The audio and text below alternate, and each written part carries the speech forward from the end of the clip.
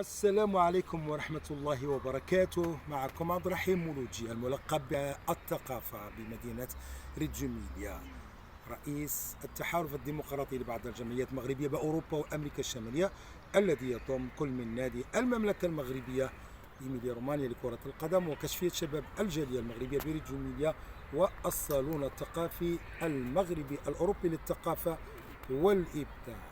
إعلان لجميع الأسر المغربية، سينظم حفل خاص بالصائم الصغير لنعيش الموروث الثقافي المغربي، كل من لباس الأطفال بالملابس التقليدية وتحسيسهم بهذا الشهر العظيم، وكذلك قدرتهم على الصيام وابتداء وتعودهم على الصيام.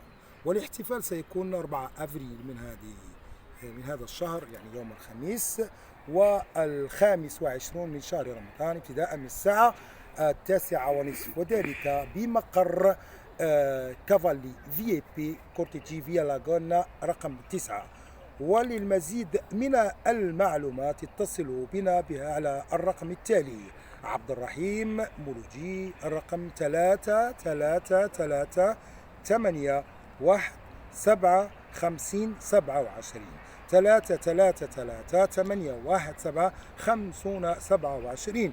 وسيكون إن شاء الله في تنشيط الحفل النقافة خديجة من فرارة، وكذلك إن شاء الله سنبث لكم أمداح وطقوس خاصة بهذا الشهر المبارك، شهر رمضان الذي أنزل فيه الله الفرقان، والذي نحيي به السنة والثقافة المحمدية.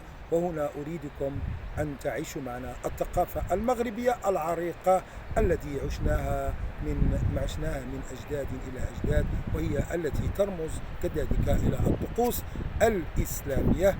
فالمشاركة، من له لباس فمرحبا.